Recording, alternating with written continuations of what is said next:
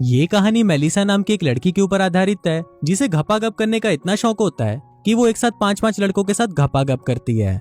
इसके बाद मेलिसा अपनी प्यास बुझाने के लिए और क्या क्या करती है ये हम आज की इस एक्सप्लेनेशन में देखने वाले हैं। आज मैं जिस फिल्म को एक्सप्लेन करने वाला हूँ उसका नाम है मेलिसा पी और ये फिल्म 2005 में रिलीज हुई थी। मूवी की शुरुआत में हम 15 साल की मेलिसा को देखते हैं जो अपनी मॉम और अपनी ग्रैंडमा के साथ रहती थी। मेलिसा की उसकी मॉम के साथ रिलेशन कुछ खास अच्छे नहीं थे, इसलिए वो अपनी ग्रैंडमा के काफी करीब थी।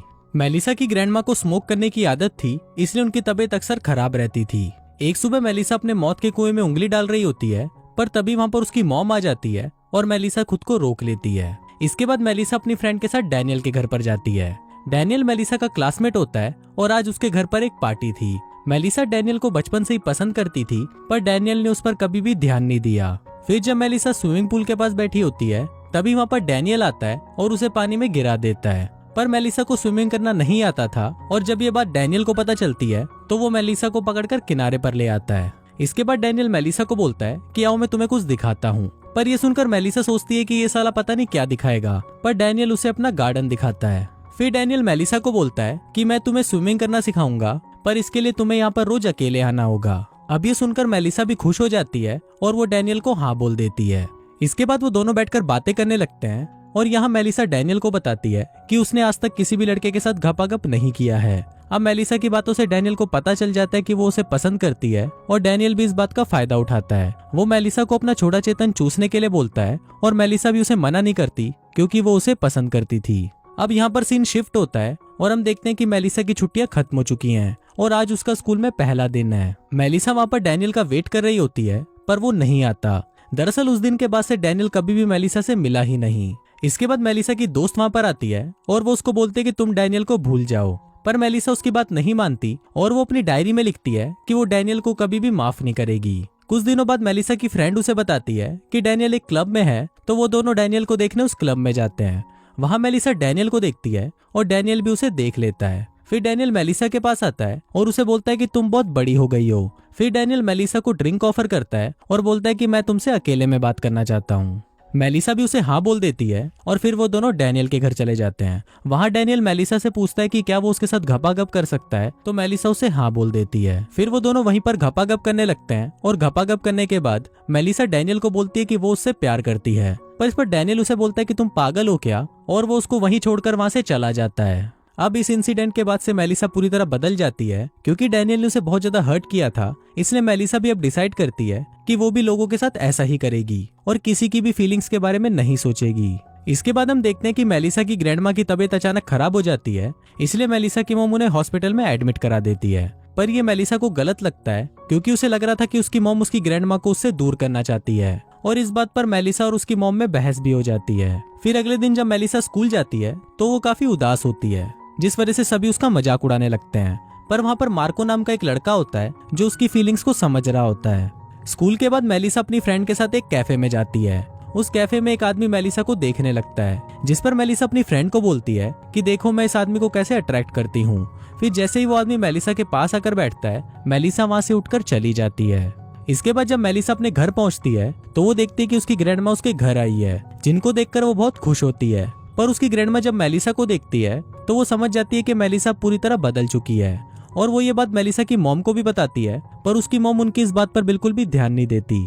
फिर कुछ दिनों बाद मेलिसा को डैनियल का कॉल आता है और वो उसे बोलता है कि वो उसे बहुत मिस कर रहा है। अब ये सुनकर मेलिसा पिछला सब कुछ भूलकर डैनियल के पास चली जाती है क्योंकि उसे लग रहा था कि डैनियल अभी भी उससे प्यार करता है। फिर वहां पर वो दोनों एक दूसरे को किस करते हैं और इसके बाद डैनियल मेलिसा की आंखों को बंद करने के लिए बोलता है। फिर मेलिसा जैसे ही अपनी आंखें बंद करती है तभी डैनियल वहां पर अपने दोस्त को बुलाता है और उसका दोस्त वहां आकर मेलिसा को किस करने लगता है। पर जब मेलिसा ये देखती है तो वो गुस्सा होकर वहां से जाने लगती है, पर तभी मेलिसा का मन बदल जाता है और फिर वो डैनियल के दोस्त के पास आकर उसे किस करना शुरू कर देती है और फिर वो तीनों मिलकर एक साथ घपाघप करते हैं। फिर अगले दिन मेलिसा ये सारी बातें अपने दोस्त को बताती है, जिसे सुनकर उसकी दोस्त उस पर गुस्सा करती है और उसे बोलती है कि तुम्हें इन सबसे दूर रहना चाहिए।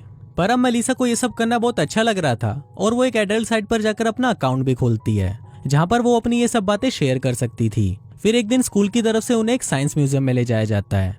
फिर हम मेलिसा को देखते हैं जो वहाँ पर अकेली बैठी होती है, पर थोड़ी देर बाद उसके पास एक आदमी आकर बैठता है जो उसी म्यूजियम में काम करता था। फिर वो आदमी मेलिसा को अपने साथ घपाघप करने के लिए पूछता है, जिस पर मेलिसा मान जाती है और वो दोनों वहीं पर ही घपाघप करना शुरू कर देते हैं। मेलिसा ये सब प्राइवेट बातें अपनी एक डायरी में लिखती थी। फिर एक दिन जब मेलिसा स्कूल जाती है तो वो देखते कि उसकी प्राइवेट डायरी सभी लोग पढ़ रहे थे। अब ये देखकर मेलिसा को बहुत ज्यादा गुस्सा आता है और इसके लिए वो अपनी फ्रेंड को डांटने लगती है। फिर इसके बाद जब वो घर आती है तो वो देखती है कि उसकी ग्रैंड माँ को एक बॉयफ्रेंड मिल गया है, जिसको देखकर मेलिसा को भी फील होने लगता है कि काश उसकी लाइफ में भी कोई ऐसा होता जो उसे प्यार करता। फिर अगले दिन जब मेलिसा स्कूल से अपने घर आ रही थी तभी पीछे से उसकी फ्रेंड उसके पास आती है और उससे उसकी डायरी बाकी लोगों को पढ़ाने के लिए उसे माफी मांगने लगती है, पर मेलिसा उसे इग्नोर कर देती है और वहां से चली जाती है। वहीं एक लड़का जिसका नाम मार्को होता है वो मेलिसा को देख रहा था। दरअसल मार्को मेलिसा को बहुत पसंद करता था, पर मेलिसा ने उसे आज तक भाव नहीं दिया था। फिर मार्को मेलिसा से बात करने के लिए उसके पास आता है, पर तभी मेलिसा को डैनियल के फ्रेंड का फोन आता है और वो उससे मिलने चली जाती है। फिर जब मेलिसा डैनियल के फ्रेंड से मिलती है तो वो उसे एक बंकर में ले जाता है। वो उसकी आंखों पर पट्टी बांध देता है और वो उसे बंकर के अंदर ले जाता है, जहाँ पर बहुत सारे लड़के भूखे नंगे भेड़ियों की तरह उसका इंतजार कर रहे थे। फिर वो सभी मेलिसा के साथ घपाघप करने लगते हैं और मेलिसा भी उन्हें मना नहीं करती और उनके साथ एंजॉय करती है। फिर अगले दिन जब मेलिसा स्कूल जाती है तो सभी स्टूडेंट उसे ही देखने लगते हैं और उसका मजाक उड़ाते हैं, पर मेलिसा सोच रही होती है कि उसने जो कुछ भी किया वो सही था और उसे उसका कोई पछतावा नहीं है। फिर हम देखते हैं कि एक दिन मेलिसा की मॉम उसके कमरे में जाती है और वो वहाँ पर मेलिसा की डायरी को पढ़ लेती है। फिर उसकी मॉम मेलिसा को कॉल करती है, पर मेलिसा उनका फोन नहीं उठाती। दरअसल मेलिसा एक आदमी के घर पर घपाघप करने गई थी। फिर मेलिसा की मॉम इस बारे में मेलिसा की ग्रैंडमा को बताने जाती है, पर वहां पहुंचकर उसे पता चलता है कि मेलिसा की ग्रैंडमा इस दुनिया से जा चुकी है और ये सुनते ही उन्हें बहुत ज्यादा हर्ट होता है और वो वहीं रोने लगती हैं। फिर जब मेलिसा वापस अपने घर आती है तो उसकी मॉम उससे उस डायरी के बारे में पूछने लगती है, जिस पर मेलिसा बोलती है कि डायरी में जो कुछ भी लिखा है वो सब सच है। अभी सुनकर उसकी मॉम को बहुत ज्यादा हर्ट होता है और उन्हें इस बात का पछतावा होने लगता है कि वो मेलिसा पर बिल्कुल भी ध्यान नहीं दे पाई। इसके लिए उसकी मॉम मेलिसा से माफी भी मांगती है, पर अब मेलिसा को भी गिल्टी फील होने लगता है और तब से वो अपनी सारी गंदी हरकतें बंद कर देती है।